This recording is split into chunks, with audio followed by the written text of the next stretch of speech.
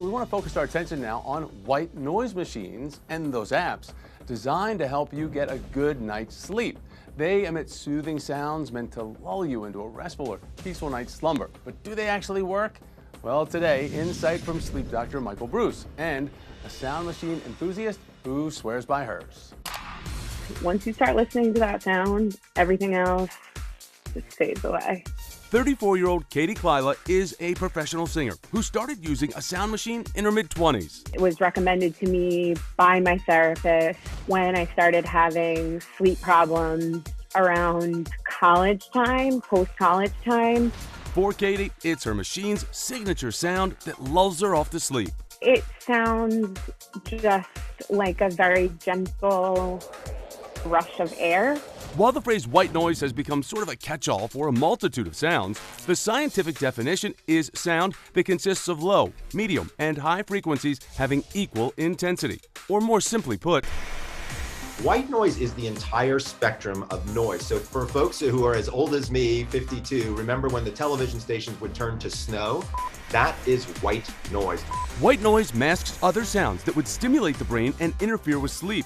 Recent studies bear out the claims white noise machines and apps are somewhat effective in helping you fall asleep.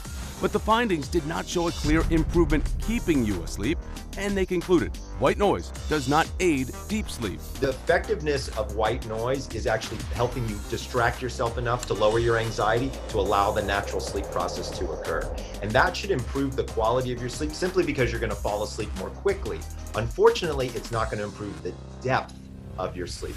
Many noises found in nature work very well for inducing sleep, and research shows for some, their rhythmic cadence can be especially effective. Take crashing waves, for instance. We think it has to do with the crashing of the waves coming at roughly a 60 cycle hertz. So about every minute the waves hit. Bam, bam, bam. And that sort of allows us to find a pace for ourselves and for our heart rate and for our brain. And that's really how we slowly enter into sleep. The sleep doctor says white noise machines and apps technically are not physiologically addictive. But Katie says she can't sleep without hers, and if she's traveling, she won't leave home without it. I would say it is addictive in a way. I need this.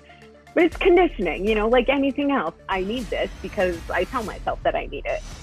Prices can vary from free apps to machines costing hundreds of dollars. But Dr. Bruce believes most white noise devices have relatively the same level of effectiveness. Katie's purchase was under $100, but given what it does for her, that's the best money I ever spent. So when it comes to the validity of white noise machines and apps for sleep-deprived patients, Dr. Bruce sums it up this way.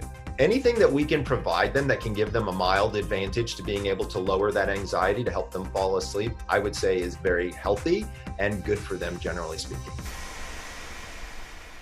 Dr. Bruce says listening to music can also help you get to sleep, but he recommends staying away from music with lyrics as that might be too distracting. Oh, and heavy metal music, of course, too distracting. Probably not the best when trying to get a good night's rest.